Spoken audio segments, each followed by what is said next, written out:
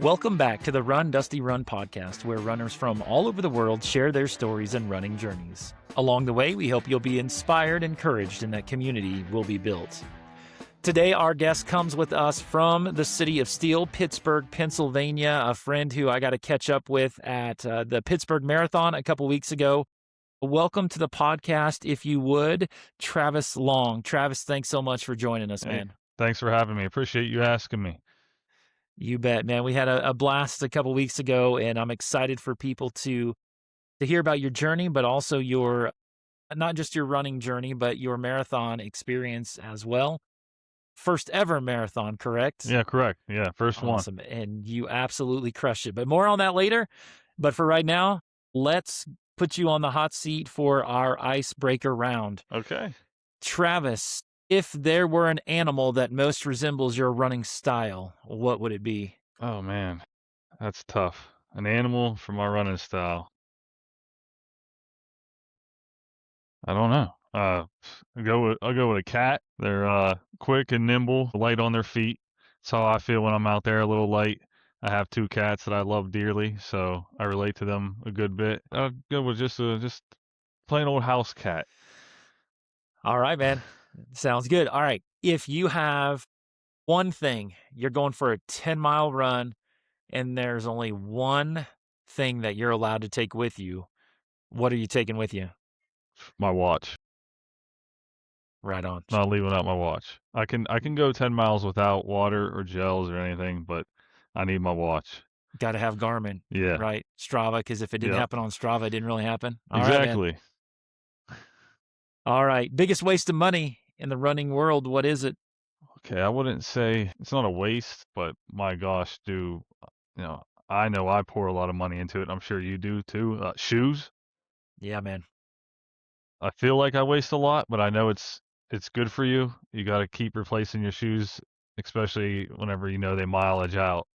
But I don't want to call it a waste, but I feel like I'm wasting money every time I have to go and spend, 200, 250 on a new pair of shoes. Right on. If you're allowed one song and one song only on a marathon, and you have to listen to the song. Like Okay. you can't you can't go AirPods out. Okay. One song is all you're allowed. What song is it? To go Seven Nation Army, White Stripes. All right. Second to last question, the icebreaker round. I've expanded it a little bit for you, just for fun. All right. Most embarrassing running experience or funniest running experience, what is it? Really? Funniest running experience or most embarrassing? I don't know if I have really, honestly, either one of those. Pit stopping at the coffee shop because I had to go to the bathroom, I guess, would be, but no one knows but me now, you and everyone that watches this. So that's all right. Your secret's safe with us, man. All right, finally, you finished your first ever marathon just a couple weeks ago. You absolutely crushed it. Thank you. If Pittsburgh, Pennsylvania could have played Travis Long's anthem as he crossed the finish line, what anthem are we listening to? We're gonna listen to Big Dog's Gotta Eat. It's all right. It's a song that I wrote and AI did everything else for me. Nice. I have it on my running playlist. A couple other ones that just some upbeat stuff that I wrote, and me and my counterpart on my social media, we both made some songs together, and we uploaded them, just stuff to listen to. Kind of get tired of the same old stuff when we're running. And after I finished the marathon, my family, my wife, my son, and my in-laws were both waiting for me. And the picture that I have for the song on Spotify and everything else, they had printed on T-shirts for me for Big Dog's Gotta Eat. Fantastic. So that would have had to been it. Fantastic, man. Fantastic. So, Travis, tell us a little bit about how on earth did you get into running? How did we get to the point that we're having this conversation now? Tell us about how your running journey started. Probably when I was a kid. I never was in track or anything, but I ran a lot. There was a trail back in the neighborhood I grew up in that I still run to. I live outside of my city right now, and I'll can run down into and hit the trail still. And I ran that a lot. Never kept track. It'd just be part of my workout, part of my cardio. And then every Right. now and then I'd get back into it and fall back out. Get back into working out, fall back Yeah. out of it. And then, I hear a lot of people talk about during COVID, that's where they excelled or they got back into working out. Um, and my job at the time, I was essential. So I was stressed out, working a lot, and then you're worrying about the unknown of what was going to happen with the COVID and everything. So I got out of shape. I stopped working out completely. I stopped running, and it wasn't probably until it was March 22nd, 2024. But before that, I tried to every now and then I go sign up for a race, Hmm. and I ran a lot of races in like 2019, and didn't run another one until 2021 or 2022, and I got humbled. I thought I Mm. could. I just used to running, so I went out there and I Yeah. was like, oh, I could do this. And I went out and I got smoked by people that, I mean, I was running so slow and tired, and it was a 5K, and I ended that, and I was like, why am I doing this? Why? And so I'd stop again, and then join another race. Same thing would happen, and so I just got too comfortable being lazy. So my Yeah. best friend, who runs the Running Bros social media with me, Yeah. he lives in Las Vegas now. We were both out Okay. of shape, both lazy, and we were talking one day, and we're like, we got to get back into shape, and you know, we don't have anyone to run or work out with, really, and we started doing runs every day. At the time, we weren't using Strava, we were using Under Armour's Map My Run, which they Okay. sold again. And every morning, I'd wake up, see he ran at night, and I try to go beat his time, and he tried to beat my time. And from there, we just kept getting better and better and better. The first time I got back into running, I ran around my neighborhood. I couldn't run 1 mile. Wow. I went 0.86, and I ran about a 12-minute pace, and I wanted to quit again.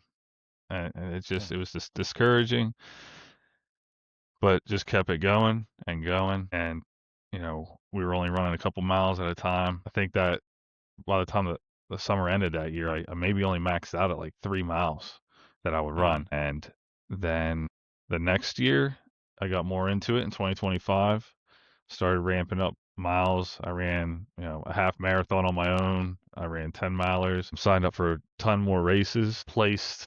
I have one coming up soon here that I placed in last year. Plan on placing Okay. again in a longer distance this year. Hmm. But it was what decided that I was going to run a marathon is I went to Ocean City for the running festival last year, and I was okay.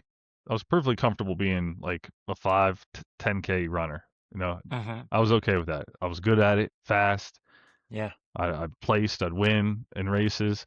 I placed first in for 5Ks, and I ran the 8K in Ocean City, and I mean it was the best expo at the time I was at till Hmm. Pittsburgh, and then the energy of all the Yeah. people. There was a 5K, 8K, half marathon, and full marathon. And when me and my family were done, my brother-in-law went, my mother-in-law went, my wife, and we stood around. We were cheering on the half marathoners that were coming in, people from the marathon running in, and just seeing them go and their energy and just getting it done.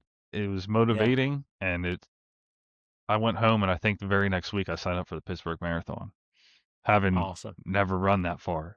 So I just was like it's October. I have until May of next year, so I'll Hmm. figure it out. Yeah. Awesome. So tell us a little bit about how before we get into Hmm. the Pittsburgh Marathon. Tell us a little bit. I know you've sort of alluded to it already about how the Running Bros Instagram account, social media account came into play. Okay. And to our listening audience, if you have not given that a follow, give that a follow. Running Bros, you won't regret it. So, how did that all take shape, Travis? JT, he's my best friend. He's my brother. We grew up together. We ran that trail together. We grew up Mm. on that trail that I run a lot. And the first year we got back into it, we thought about we should put up a social media, see if people want to follow. and follow our journey, and we could be able to follow them back and create some content.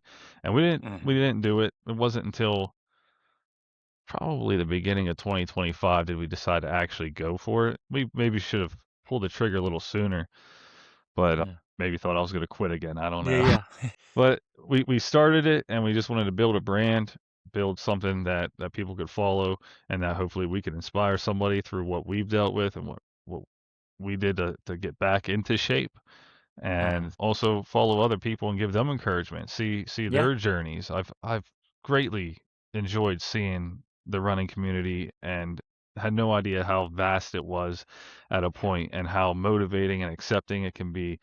And everyone has a story, and I sometimes I get lost reading people's captions and everything on Instagram. Hmm. It's beautiful seeing some of Yeah. that. But we just did that. We said we'll just post our runs every now and then, and here we are. You know what I mean? This is what we do, and it's great. Yeah, absolutely. Like as I said, it is, if you have not given it a follow, Running Bros, absolutely. Underscore Running Bros, I guess is Yeah, what it is technically. There's some hilarious content on there, some motivating content on there, and then just some real solid stuff and runs. So again, if you have not given it a follow, underscore Running Bros, you won't regret that. All right, Travis, let's go back to Pittsburgh, okay. your homeland. Mm-hmm. We are it was a really cool experience. I shared with our listening audience and some friends. This was and again, this is certainly this is your story today, not mine. But this was one of the few solo trips that I make without family or without planned trips to meet friends. But I know you and I had corresponded a little bit, and so my nerves were pretty high that morning, and I make my way into the bee corral, and I feel this light tug on my shoulder, and I turn Yeah. around, and it's Travis from Running Bros. And man, that was just a cool feeling. It was super encouraging seeing you there. The only issue that I have with our meeting, and I'm really glad that we were able to, was I think you should have been a corral or two ahead of me, man, because you absolutely killed it. So Yeah. tell us Appreciate about it. your journey, sort of, like the week leading up to that. What did that look like for you to the time you crossed the start line, and to the time you finished having absolutely crushed it? Tell us about that whole experience for you in your hometown, man, as your first ever marathon. Well, first of all, I'm glad we were in the same corral. It was great to see you before. We talked a little bit on Instagram before that, shooting back and forth if we could meet up or whatever. And it worked out. So I'm glad I got to see you beforehand. It was great meeting you in person. And I think you're right. I had no idea where I was gonna be. So when I signed up, that's where they put me. And looking at Sure. the big sheet, on the Yeah, yeah. board, I'm like, my wife's like, you could have been in Corral A. I'm like, Huh. I guess so. Yeah. The week leading up, I never dealt with carb loading. I just eat Mhm, what I eat. mhm, I started that early in the week, so I started probably Tuesday. I know people start, 3 days out or whatever. mhm, My plan was to start a little earlier, mhm, and then Friday, Saturday, kind of eat normal. mhm, That way, I don't go in full or whatever, and mhm, that worked. It mhm, worked really well. I didn't run much. I think I ran Monday and Tuesday. Kept it short. I think 3 miles one day, 4 miles the next day. And I think I ran 1 or 2 miles Friday. Really light run before because I woke up the next morning, Saturday, and we, had to drive, got the hotel down in the city mhm. just so that we were there. Yeah. And I didn't have to worry about any of the traffic on the outside of the city. And then what really discouraged me really is the morning of. I talked to you a little bit. It was really loud when we were down there in the corral and stuff. But that morning I woke up 4 a.m. to get ready. I had my breakfast, same breakfast I had all week: a bagel, honey, and a banana. For some reason, I got super nauseous. I felt like I was going to throw up. I had a terrible headache that lingered from the day before. I had it at the expo too, but I kind of just ignored it and tried to enjoy the expo. And I just, I did not feel good at all. Took some pain reliever, hoping that would help. I laid down probably around 5 o'clock, and I was already ready to go. I had my toes taped up. I had my shorts on, everything ready to go. My bib was on me, and I laid down for about half an hour, and I got up, and I was like, I think I could do this. Mhm.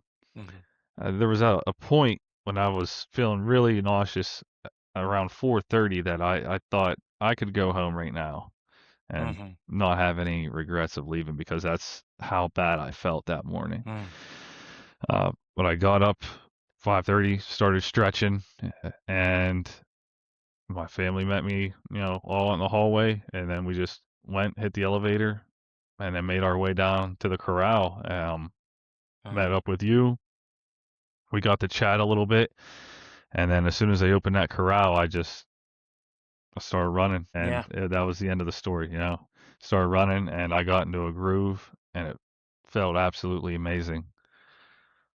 Every mile, every step, I mean, the whole way through, it was great. It was a wonderful experience. But the week leading up, that was my plan, was to just taper back and then carb Yeah. load. But I did not plan to wake up feeling like garbage. The Yeah. day of something I spent 6 months training for. Sure. So last week I sort of gave a recap on my perspective, which is the slower version of yours in terms of time out on the course.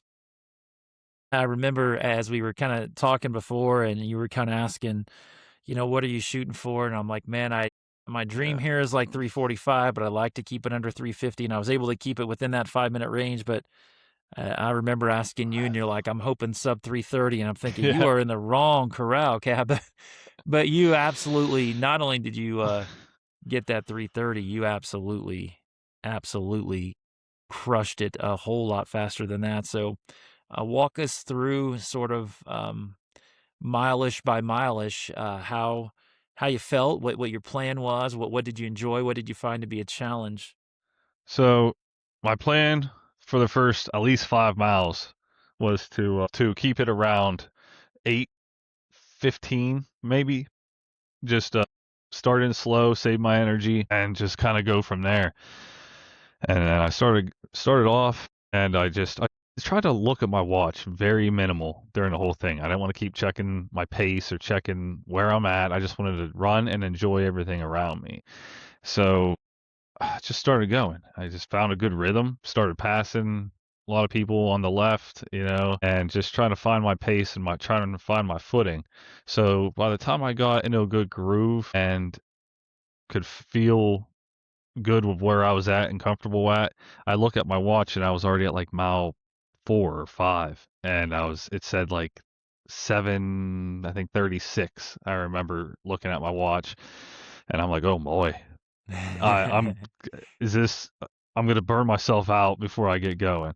And I was a little worried. So I just kept it going. I remember a couple of my training plans, my training runs. I had a 20 miler that I went out to a dam and ran, and it was beautiful. And I thought I ran that a little too fast. I did that at about an 8:30 per mile for that. And and I felt great after it, but I thought I ran it too fast. And that's exactly how I felt starting off the marathon. I'm like, I'm going too fast. I'm gonna have to slow down. I'm gonna have to save some energy, and that wasn't the case at all. Yeah. My family was they were gonna try and meet me at mile 9 marker. I don't know if you looked at the Mhm. map and seen like that was good cross the bridge there. Right. Look like you can get there, but they said they weren't gonna make it. I was going too quick for them. They were planning on me being there at a certain time, and then Yeah. some of the traffic across the bridge, it just wasn't working out. Yeah. And so I'm running probably mile 8.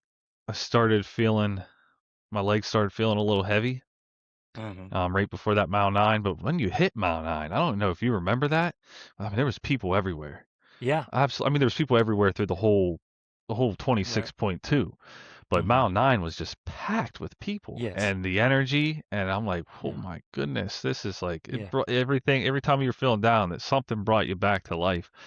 all the Yeah. signs and all the people with the power up signs. You go by, you smack them. If I seen one, I was a whole way across the street. I was like, oh, I see one coming up. I'd run up, hit it, get my power up, and keep going. And then after mile 9, I'm like, okay. I checked a lot of stuff online. I talked to people that ran this before. It was like the mile 11's coming up. I'm sure you looked into it. Yeah. Sure you looked, mile Oh 11, man. Wow. and I hit mile 11. I'm like, oh boy, everyone says this is a nightmare. Breezed right through that bridge through mile 11. I mean, I just went up. They're handing out those Twizzlers. That was cool, right? Yeah. All those Team Twizzler. They have an Hey, Instagram now too. they've got their whole Instagram page and they play like a horror music, like scary movie music to them passing out Twizzlers on it. That's messed up, man. That Yeah, was I'm with great. you, man. Like 11 didn't seem too bad. Like I made it over the hill, was fine, and then we started climbing up into Oakland, and Yeah. that's when the hills became demonic, man. No one, us Flatlanders in Kansas, we got nothing for that, man. There's no way to prepare for that. No, but I mean that's like mile 11. I was like, if this is the worst it's gonna be, I'm golden, because I think Yeah, if I look back at my splits on mile 11, I was like maybe under a 7.5 minute pace. I seriously just went straight across that bridge with no yeah, issue at all. yep, And same. then, like you said, we came down off, and then you had that incline right after you came off of the bridge was the worst part, I think. Yeah, absolutely. I think that was the steepest hill, and that was right around 13, or maybe when you came up there you Yeah, were between hitting 12 and 13. 13. That was Yep. my worst mile, and I think I was at like an 8:12 for that mile 13. But then And that was your between worst mile. yeah, That's crazy. oh yeah, my 8:12 I think was my worst mile for that, and then between 11 or not 11, between that 13 and 16, I think for those 3 miles I started feeling a lot more fatigue in my legs. You and everybody else, brother. I was like, by the time 16 was over, I'm like, you telling me I got 10 more miles? I got 10 Yeah, more of these? yeah. And so then after that, then you hit 18, and then people talk about running a marathon and that slump you hit at mile 18. Hmm. Luckily, I didn't hit that. Yeah. 18, I started feeling better from Hmm. the past couple miles. Yeah. And I had my gels. I think I brought 7 gels with me. I brought they were all goo gels, salted watermelon. They're fantastic if you've never Uh-huh. tried them. And then I had Honey Stinger gummy chews that I had Okay. along the way too.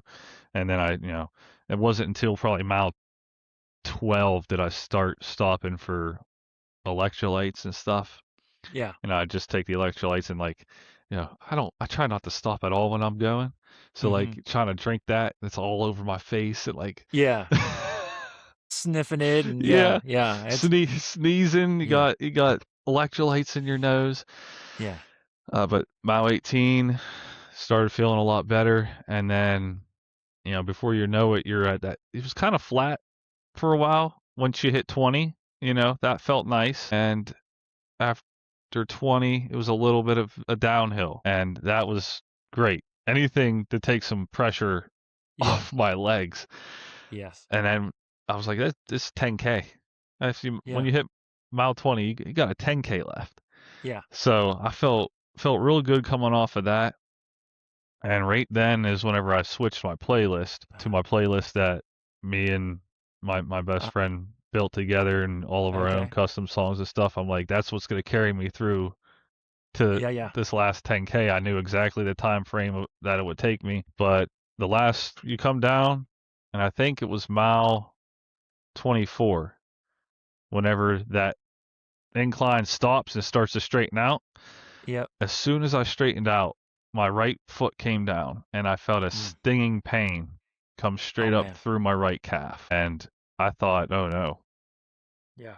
I thought I blew my calf or something. Oh man. I didn't know what happened. I mean, it hurt. I started just kept running.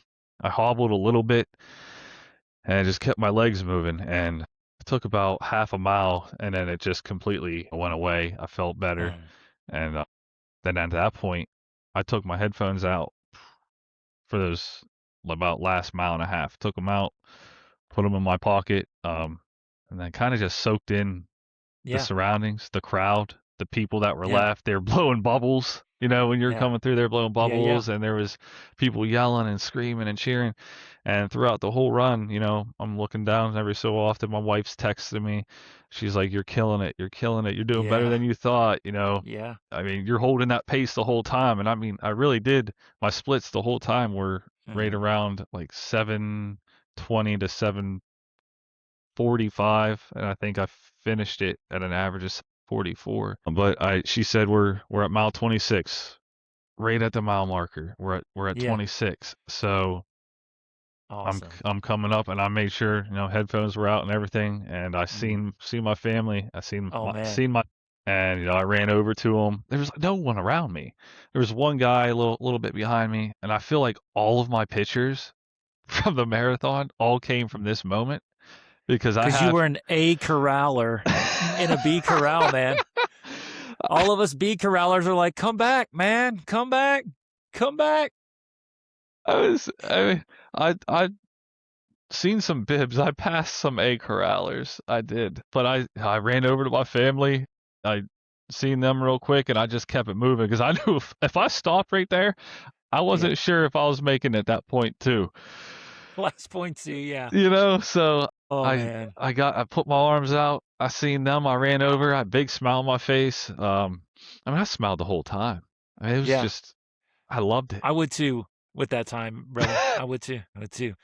You turn the corner and boom, right there's the finish line. Yeah. Point That two. was nice. I sped up, hit that last point two, across the finish line, started walking.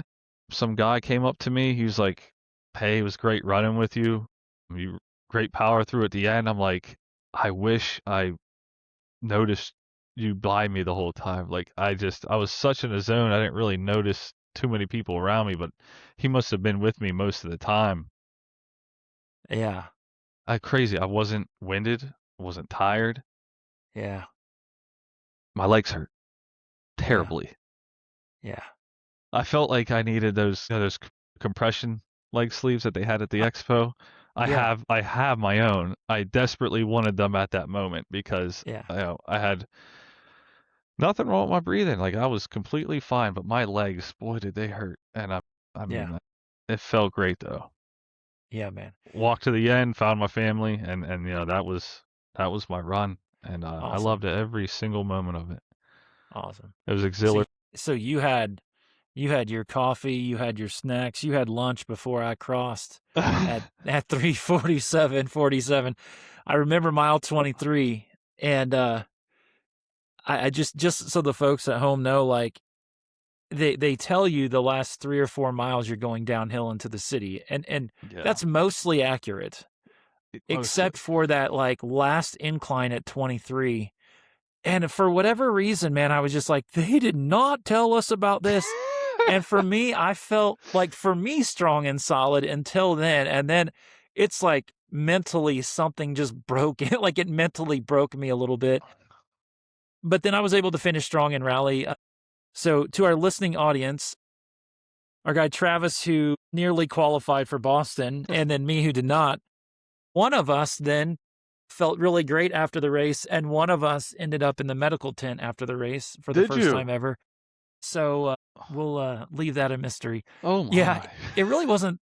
It really was. It was just kind of wild. Like normally after a race, I get a little dizzy, but then it kind of goes away. And so I'm there, and like it goes away, but then it comes back, and I'm like, well, that's kind of weird. And then it goes away, and it comes back, and I just can't I can't stay undizzy. And I was like, man, I felt like I had enough electrolytes. I mean, I had like 10 gel packs on the course. My coach had me like take more than I usually do for the hills. Right. And I really felt strong, man, until like mile 24. And then something happened at 24 into 25. And then like mile 26, the last 1.2, I mean, I finished with one of my better splits. So I walked away feeling good about that. But I remember him saying like basically the last few miles is going to be how much discomfort do you want to handle? And I Yeah. was like, in my mind, I remember thinking, because my AirPods went out like mile 12, Oh which was really kind gosh. of cool because I got to take in noise in a way I don't normally do. And the crowd support, as you said, was legit. Fantastic. Yeah, yeah, second to none, man. Anything I've been a part of. And, so that was actually really cool. Got through that last mile, and, I remember him saying, like, "How much discomfort can you tolerate?" And I was like, "I did not come from Kansas and train in this wind and cold out here, this flat land." And so I did all the discomfort, and then I remember being all gas and no brake. The problem was I just didn't have any gas in the tank, and some sweet, kind Pittsburghian lady came over to me and said, "Hey, I think you might wanna come in here for a second." And so, I turned around and I just saw this tent, and she said, "Why don't you sit down here?" And ice pack on my neck, and 20 minutes later, I was fine. I actually felt kinda bad because I looked in there, man, there were people with, like, IVs and people who, like, busted up their face and getting, like, butterfly stitches, and I'm like, "Oh my," and here I am, Oh, just the old God. slow guy hovered over, but man. I know somebody that personally went to the same school as me. He ran the half, and it's his Uh-huh. third time running the half, and he didn't remember finishing. He said he collapsed Oh, man. at the end, and he spent, I think, at least 2 days maybe recovering in the hospital. Oh, man. That's scary, dude. Yeah, it's scary. What we do is taken lightly sometimes, I think, by people. They don't Yeah, realize yeah. that what goes into running and what the toll it can put on your body, I think. Mhm. Yeah, My wife and I, we follow a lot of the ultra runners. Andy sure. Glaze, we love Andy Glaze. Yeah, yeah, And Eli, who's ran with him the last two that he's done, had a DNF and he started hallucinating and everything. I mean, yeah. it's crazy. It's Especially if funny you you bring see up. Oh, go. the I don't remember his name, but one of the people that finished Cocodona, he Yeah. couldn't stand up straight. If you see some of those Right. videos, I mean, it was Yes. insane. He was like That's hunched over scary. trying to To the finish. side, yeah. Yeah, yeah. Yeah. I remember at mile 23 when that incline you're talking about, Andy Glaze, I get to mile 23, so there's a 5K left, and you know what I'm Yeah. thinking? I'm like, he says, "Your mom can run a 5K." I was like, I kept saying to myself, I'm like, "Bro, I don't think my mom could run this 5K, man, like, I don't." But, yeah, man, it was great. Love Andy, he's a great follow. He's awesome. But, yeah, what a race, what a city, what an environment, man. I can't imagine, you know, I just can't imagine it getting any better. I mean, obviously, I haven't ran Boston or New York or any of the world majors, but man, Right. Pittsburgh, I mean, they do it right. Oh yeah. Everything about it, beautiful Yeah. city. And I will tell you this, Travis, like, I'm a diehard Cardinals fan. And so I was in enemy territory a little bit, but all I've heard is how beautiful PNC Park is. And man, they're not kidding. I It snuck a is. game in on Saturday, and my wife knew I was gonna try to get to 2 games. And so after that race, on Sunday, I'd actually loosened my shoes up, and I'd never done this before. I loosened my shoes up because I'm like, "Man, with these hills, I'm afraid my feet'll get tingly, and I don't wanna trip over something if my laces are too tight." Well, the problem is, man, I loosened them up too much, and so I had blisters Ooh. all over. Right now, I have 8 of 10 toenails on my feet, and so You I just lost remember, too.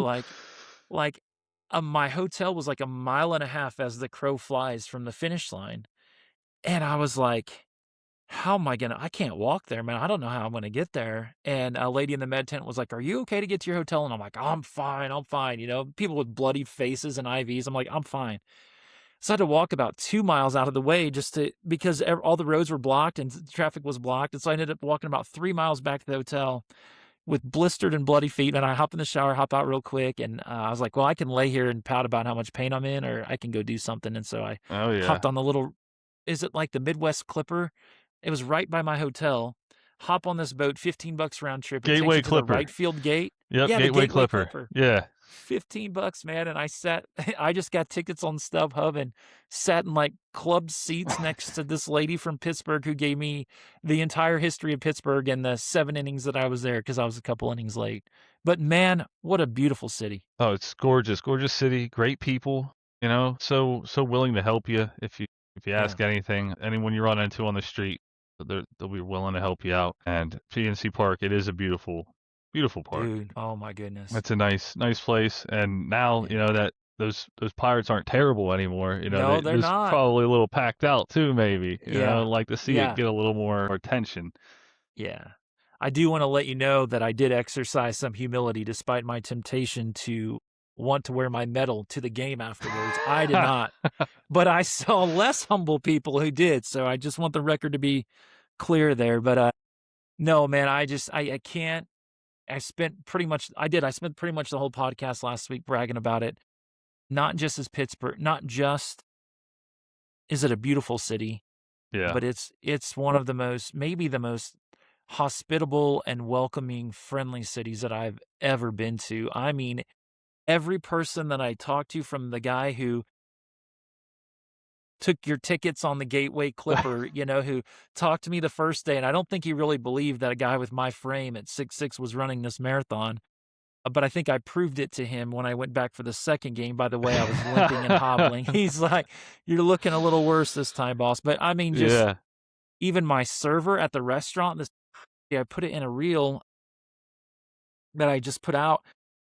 She got my name and she knew that I raced, and so somehow she went back, I don't know, and looked it up and found my time. And so on my plate at I seen it. oh, Yeah. what's the place called where they do the fondue? I forget what the Melting pot? melting pot. Yeah, Okay. so at the Yeah, melting pot, she brings out the dessert plate and it's got my time on it. And I'm just like, That's awesome. you just don't get that in big cities, man. And I'm Wow. telling you, first class city, absolutely beautiful. Highly, Absolutely. highly recommend it. Yeah, you get downtown there. Downtown Pittsburgh. That's where it's at. Yes. Gotta get I downtown. also learned what yuns means. Yeah, Yinzers. Yeah. Yuns, yeah. I do not say yeah, Yins. Yins. I don't say it. I'm not Okay. really a huge. I love Pittsburgh, love the city. I'm not a Yinzer, as you can tell here. Okay. So Yeah, to our listening audience who's listening and not watching, my man Travis, who lives in Pittsburgh, in Steeler country, like the stadium that I could see across the river from my hotel, we ran is past it. proudly rocking a Denver Broncos t-shirt. Yeah, well, I say two places in America where that's probably not going to fly. A, where you live, and B, where I live in Kansas, where it's Kansas City Chiefs everywhere. The Broncos head coach is an alum of the same university that my wife and I went to, Eastern Illinois. Yes, he is. Yes, he is. Crazy enough, I chose to wear this today because I did have this on in Pittsburgh for the Expo. But it was, Wow. it was cold, right? Wow. It was cold that day. It was cold the morning of the marathon. It was 35 degrees when we started running. Yes. And I wore my Pat McAfee Big Night At hoodie over top of it, which screams Pittsburgh. It's black and yellow, and it has everything on the back is Pat's from Pittsburgh. And I went to the show and got that, but I had this underneath, and I do love representing the Broncos sometimes when I get downtown there. And didn't get to flaunt it, but luckily my son was walking around in his big orange Broncos hoodie for me, so he was representing the Broncos. So the moral of the story was you kept your allegiance hidden, and your son was courageous. He showed it proud, yeah. Rocking his bright orange jersey. Sidebar, has nothing to do with the race or anything. Has to do with the Broncos, though. God, probably 8 years ago, maybe 9, we went to Dave & Buster's in the waterfront. Don't know if you got to venture off to the waterfront. I didn't get that far this time, huh? We went there, Dave & Buster's, and there was a fight that night. I think Conor McGregor was fighting somebody. I went home and watched it. I didn't stick around, but Juju Smith-Schuster was there. Oh, wow. And I'm in the gift shop area checking out and, looking for where my wife and my son went, and I feel someone walk behind me and brush up against me. I'm like, who just touched me? Here it's Juju Smith-Schuster. I turn, we look at each other. He looks down. I'm wearing a big orange Bronco t-shirt. And here, the following week, I'm pretty sure it was the following week or the week after, Denver was playing Pittsburgh. And we just looked at each other a little bit, and then I turned around and we just went on with our day. But it was a funny moment, just looking straight at Juju Smith-Schuster while David Buster's wearing a Bronco t-shirt. A Pittsburgh Steeler in Pittsburgh. He was, and you're rocking a Broncos jersey. That's awesome. It was. That's awesome. Well, Travis, we know that neither one of us, and obviously you're at a much higher caliber than I, But marathoners in general don't just wake up one day and run a marathon. We really talk about this every podcast we have. But I'm always interested hearing different perspectives from different people. Okay. In our listening audience, we have people who have ran multiple marathons. We have folks who maybe are just getting ready to run their first. But we also have a lot of people, man, who like 5K is like that's where they're at right now. And some people are training for their first 5K or Yeah. training for their first half marathon. And Yeah. so, they hear these times, they hear times like yours and 26.2 miles, and then certainly the time that you did it in. And it's very easy to get overwhelmed and intimidated. But the reality is, we all started somewhere. And so, what advice would you give to those runners, maybe who are just starting out, who are just getting into it, and they're wondering, man, I don't even know if I can get up to a 10K. How on earth? Yeah. What do I do? Patience is I mean, right now, my wife, I'm helping her get through and train for an 8 miler that we have both coming up at the end of the month here. And she's dealt with shin splints. She's dealt with some tendonitis, some other pain. I have another friend training for this 8 miler as well, and he's only ran 5Ks, and he's cut a lot of weight and he's doing really well for himself. He probably lost, I don't know, 80 some pounds in the last year and a half. I don't know, somewhere around there. But patience. I mean, you can't just go out there and run 3 miles and think it's okay. Like I said, I've been humbled. I was a runner and then I got out of it and got back in it, and I wasn't patient. I thought I could Mm, run the same pace that I always did. I thought I could run the same miles, and I went out and I got shown up, and I did not have patience yeah. until I really devoted myself, and me and JT got back into it, and we said, we're not going to quit. We're going to keep going. We're going to push each other. Yeah. And I started out with not even a mile, 0.86 of a mile is what I started running again 2 years ago. Mm, And patience, consistency, and just listen to your body.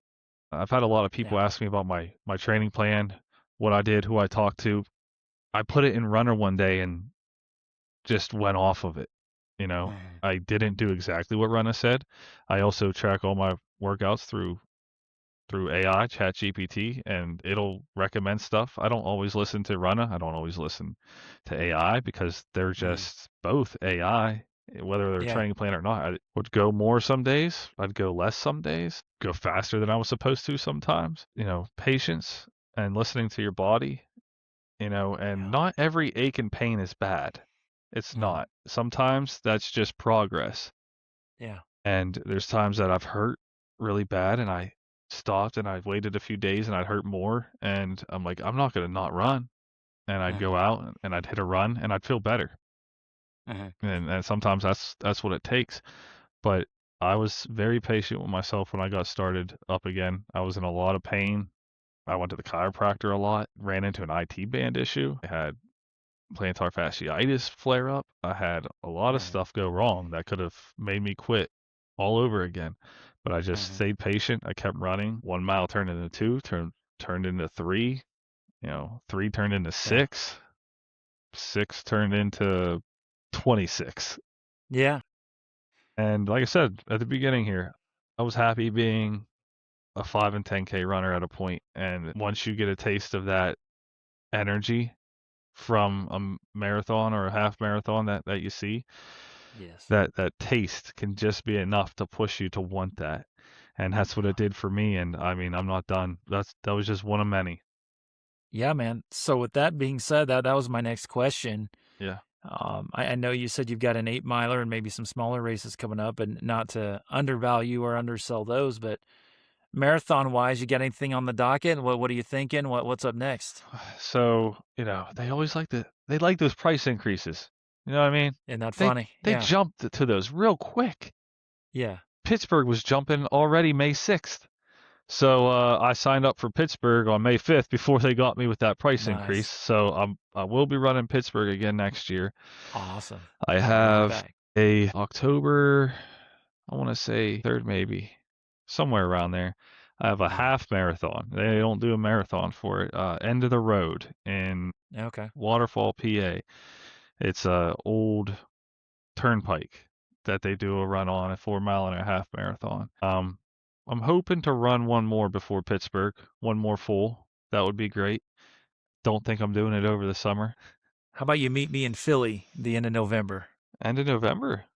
Yeah, I'm Okay. headed out to Philly. That'll be my second trip ever to Pennsylvania. I So and the might. first one was pretty fun, man. Yeah, it was. It's gonna be hard to beat. I might do that. That's when Phillies is, Yeah, and that's probably a little flatter than Pittsburgh. yeah. I've done my homework already. By a lot a bit flatter than Pittsburgh. So Okay. you'll probably be bored, but I'll be just fine. That'll be right up my alley. And that's one of the things. Like they tell you, hill train from Pittsburgh. Yeah, Hill train, and yeah, like, great. The whole development I live in is hills, but yeah, like, you know, but inner city of Pittsburgh, I know some of those hills. Some of yeah. those you try to go up, they're like this.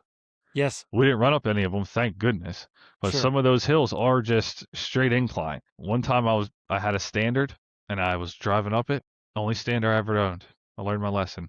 Do not have a standard in Pennsylvania. Oh my goodness. And someone stopped on the road. I'm like, I have to catch my car in first gear now on this Yeah. this slant. I was so worried I was going backwards.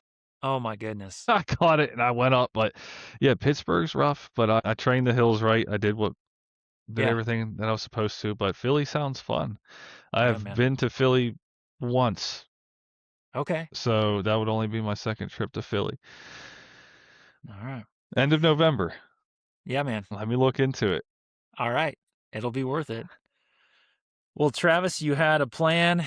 Clearly, your training and your plan paid off, man. You executed it flawlessly. It's such a joy, man, to see you so happy after such a great race. And I know you, like you said, you weren't feeling well beforehand, but man, what a cool experience, especially in your home city. I'm super grateful for you, man, and for your friendship and just for your encouragement and really the inspiration that you are, man. It was a ton of fun, and you were a big part of that. So wishing you all the best in everything you've got coming up, and wishing you and your family the best. And again, man, thanks so much for joining us today. Oh, no problem. Thank you for everything. It was great to meet up with you. Great to have you as a friend, and I look forward to running with you again. R- Maybe we'll run it together. Right on, man. We'll get that one on. All right, man. Well, again, if you have not given Running Bros a follow, that's _Running Bros. It is worth every bit of that follow. You will not regret it. This has been Travis Long, all the way from Pittsburgh, Pennsylvania. This has been the Run Dusty Run podcast, where, as always, we continue to encourage you to keep showing up and keep going.